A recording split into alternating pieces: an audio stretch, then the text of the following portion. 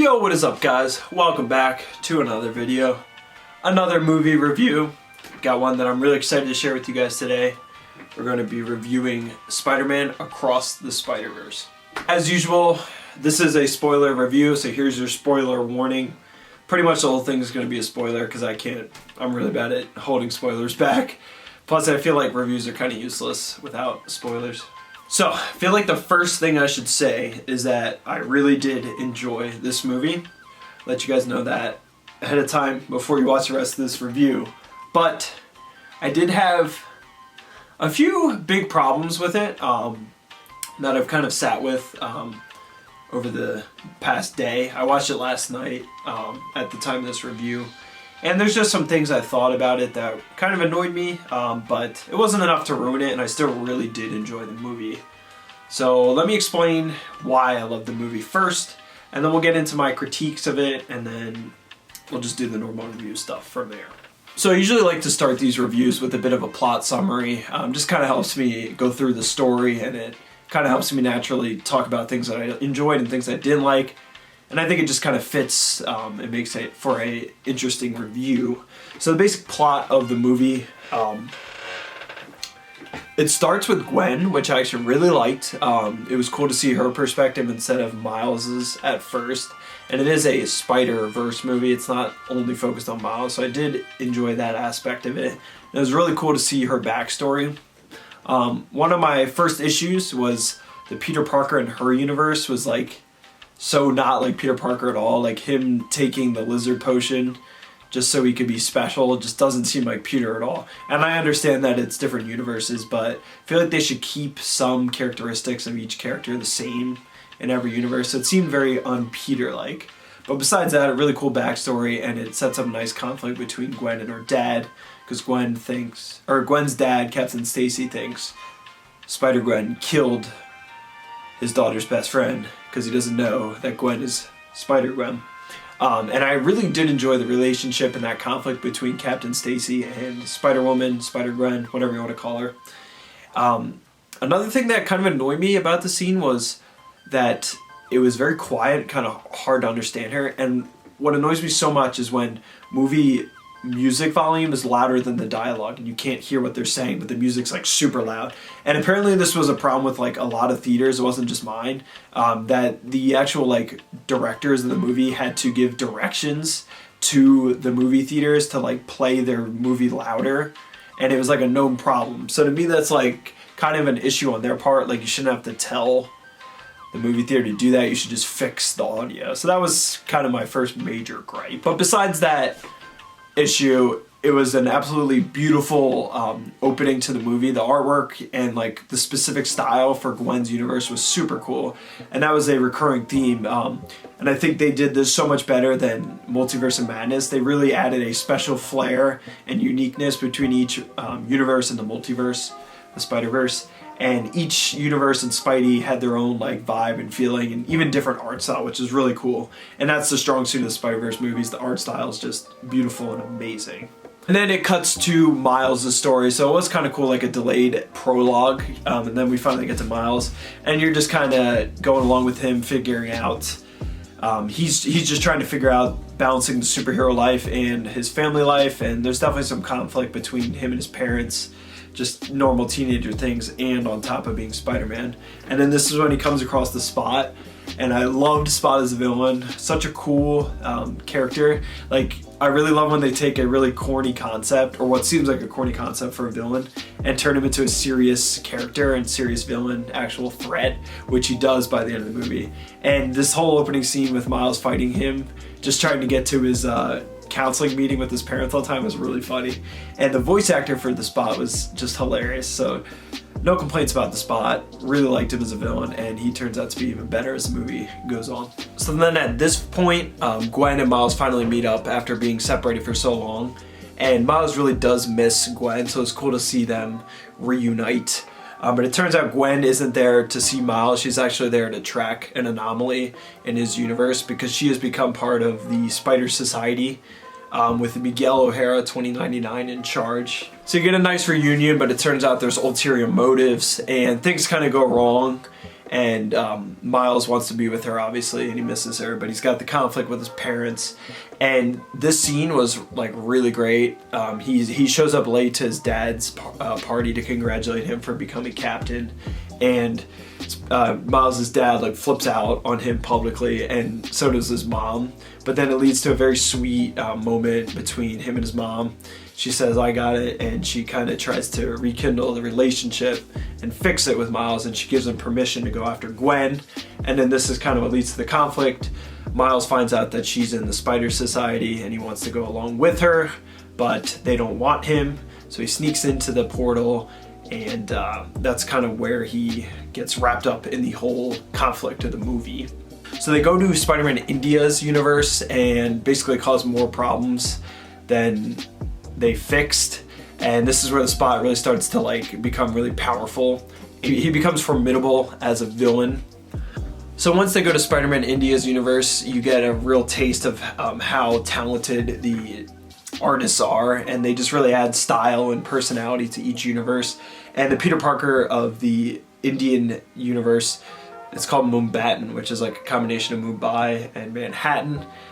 You really fall in love with this character, and this is where we start getting introduced to more Spider people. It was cool to see Spider Punk. Miles saves the dad of the love interest of the Peter Parker in the India universe, and it was a really heroic moment, and it was cool to see Miles shine and save the day, and he's proud of himself and he's happy. But it turns out that this was not supposed to happen, which is really the pinnacle of the conflict, which we get to in a little bit. But first, Miles goes to the Spider Society and he's amazed to see all the Spider-Man.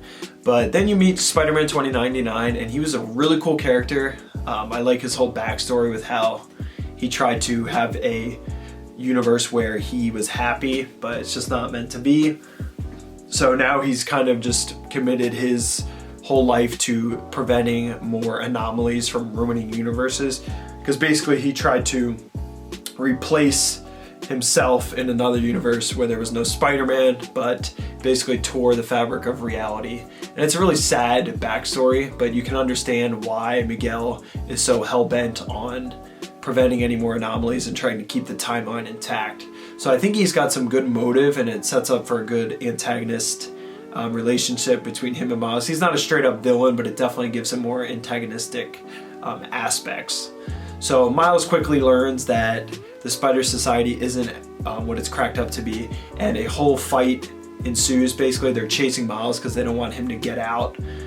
They tell him that there are canon events for every Spider-Man and someone must die, and Miles realizes that the Spot is going to kill his dad, and he's like, why are we just gonna let this happen? He's like, why do these things have to happen? Maybe they don't have to. And this was kind of where I had an issue with all the Spider-Man. It doesn't seem very Spider-Man-like of them to just kind of allow this to happen. Like, if they knew they had the ability to stop people dying in other universes, it doesn't seem like they would go along with Miguel. Like, I get that there'd be some Spider-Man who see the bigger picture and they want to save the multiverse instead of just one life, and they understand that there need to be canon events. But it doesn't seem very Spider-Man-like that they would all just be willing to go along with Miguel. And it seems like some of them would definitely dissent and try to find another way to make it work, because the whole point of Spider-Man is he's supposed to be an inspiring, heroic character, and some of these Spider-Man were acting more villainous, and it just didn't seem in line with the character of Spider-Man. And I totally get how that sets up a good moral conflict, because it really is a tough choice. Do we save the one life, the Uncle Ben, the dad of Peter in one universe, at the sake of ruining the whole multiverse of Spider-Man? I do get that it's a tough choice, but it just seems like they would try to do more to kind of find a way around the problem and come up with a Spider-Man solution like Spider-Man always does. He always finds a way. So I just thought it was a little weird how willing they were going along with Miguel's plan. But I guess that's just kind of a specific nitpick. I don't know. I don't want to get too hung up on it, but what I did really enjoy was seeing all the Spider-Man at the Spider Society. It was cool to see them all fighting and chasing after Miles and all the different variations of Spider-Man. I just wish they would have spent more time showing each one, because they like flashed by all the different Spider-Man, like little bubbles of which was which, and it was too hard to read that. So that's why you gotta watch all those like breakdown videos to see which Spider-Man were in the movie. And then another thing I loved is Peter B. Parker finally gets his happy ending. He's the one that's depressed and given up in the first Spider-Verse movie, but Miles inspired him to rekindle his marriage with MJ, and at this point he has a little baby, Mayday Parker, which is really cool. Peter B. Parker was like my favorite part about the first movie, and it's cool to see him have a happy ending here and kind of Miles basically saved his life and gave him a new purpose, which is really cool to see that play out. So anyway, moving on with the plot, Miguel finally catches up to him, and this is where we get like the hardest line in the movie. You find out that Miles isn't meant to be the Spider-Man of his universe, which I guess you can kind of see ahead of time, because obviously the Peter Parker Spider-Man died and he took over. But it turns out the spider that bit it turns out the spider that bit Miles wasn't from his universe, and it wasn't meant to bite him. And so Miguel has a huge problem with this, because he's like, you're not supposed to be Spider-Man, you're messing this whole thing up. And it was really cool to see Miles kind of like stand against that and become his own Spider-Man and get his own independence and just really stand up for himself. It was a cool, heroic moment, and it really set him apart as like the one you're rooting for. And then obviously Gwen turns around to help him eventually. But I did really like that moment while they were on the, I guess it was like a bus station, but it was going towards the moon. That was a cool scene where all the Spider-Men are catching up and Miguel and Miles are just facing off. We get to the kind of climax of the movie where the Spot is just on a mission to ruin Miles' life, since Miles ruined his, which I gotta go back to his backstory with the bagel. Basically, Miles threw a bagel at the Spot and ruined his life. He became the villain, he became Spot, and that was when the collider exploded and gave him the powers, and basically the Spot blames Miles for ruining his life. And it was just a really funny like take on the whole cliched like hero causes a villain to become a villain. And it was just a really funny comedic backstory, but you do start to take it more seriously because Miles just laughs at him at first, but then you realize how powerful he is and what he's going to do to Miles, and he really sets up to be a serious villain into the third movie. But Spot is on a mission to go kill his dad, and Miles is trying to get home, and Miles travels to what he thinks is his universe, and Gwen travels there as well, but it turns out Miles is in the wrong universe. He's in a universe where his dad died and Uncle Aaron is still alive, and Miles of that universe becomes the Prowler. This was a cool reveal. I kind of saw it coming once I realized that his Uncle Aaron wasn't the Prowler, but it was still a pretty cool reveal. I just think they like kind of set the big like reveal on this, and it was kind of like the climax or like big moment of the movie, and it didn't hit as well for me as it could have. Like, it's cool to see Miles as a villain in another universe, but I don't know. I mean, I guess it'll be interesting to see what happens in the third movie with that. Miles Spider-Man meets Miles the Prowler, and we get a cool little face-off where Miles Spider-Man is trapped, but you know he's gonna get out. He's got his Venom Blast powers to get out of the chains, and that's gonna set up a really cool conflict for the next movie. Miles versus Miles, just trying to get back to his universe to save his dad.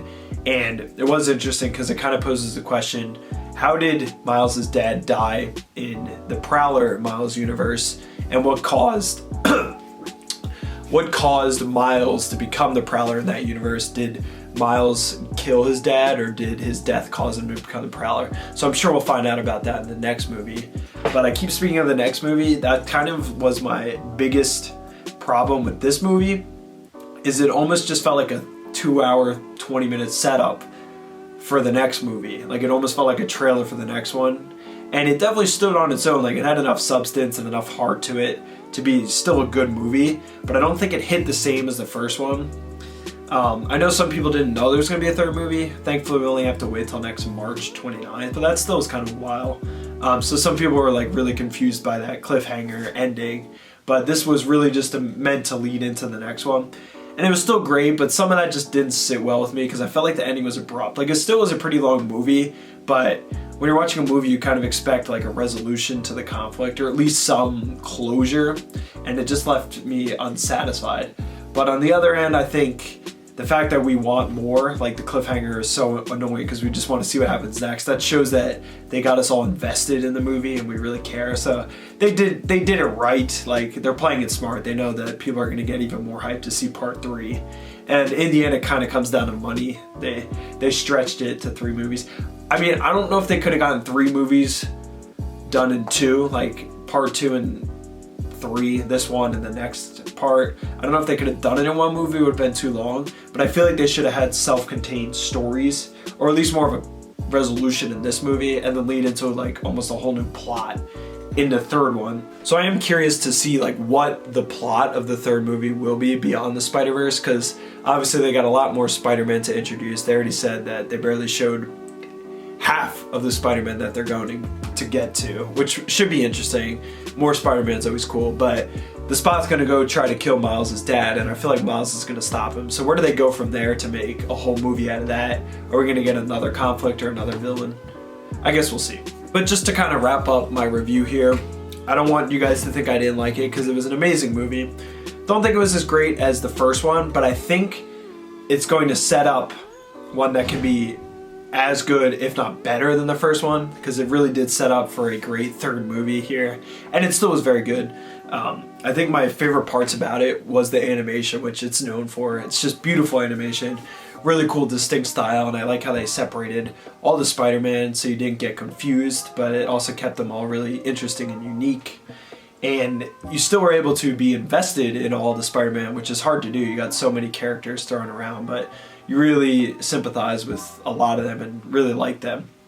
They're pretty great heroes. And yeah, just the art style is great, animations, just it's a whole trip. Sometimes it's a little hard to keep up with, but it really is beautiful. And then my favorite part about like the relationships between the characters is the whole family element that they really set up. Like the relationship between Gwen Stacy and her dad was very strained, but it was really cool to see them kind of figure it out and come back together, and it was just a really sweet relationship. And it was cool to see more of a Gwen backstory where she gets more, like they do her right in this movie, because unfortunately Gwen dies in the Garfield movies, which sucks, but it's cool to see her shine in this movie. And then the relationship between Miles, his dad, and his mom was awesome as well. I feel like they displayed like the reality of how hard it can be to raise a child, and just kind of trying to keep up with them growing up but still trying to support them. I just thought it was really well done. And like one of my favorite scenes was where Miles is Spider-Man and he's giving advice to his dad. So like his dad doesn't even know that he's talking to his son. So that was really well done. I really liked that. And like I mentioned, I really did enjoy the villain. I wasn't expecting much from him, and I don't think anyone was, but they really turned him into a formidable foe, and one that can really carry the franchise and finish it off well. But I would be interested in seeing a even bigger villain kind of come in and bring in a bigger conflict. So I guess we'll have to wait and see. Gonna wait till March 29th next year. But they did it right. They had people hyped for this one, and now people are even more hyped for the next one. So that's gonna be a wrap on my review for Spider-Man Across the Spider-Verse. If you guys saw the movie, which I'm assuming you did if you're watching this review, let me know what you think down below in the comments. Love talking about movies, and I'm interested to hear what you guys thought. If you do enjoy the movie review, make sure to leave a like and subscribe. I'm going to be having movie reviews coming out for the next few weeks because there's a lot of movies coming out. And if you do enjoy the Spider-Man comic types of videos, I'm working on a new video where I discuss some Spider-Man villains, and it's a cool concept video that should be out next week. So if you guys are interested, make sure to stick around for that. And thanks for watching. We'll see you next time. Peace.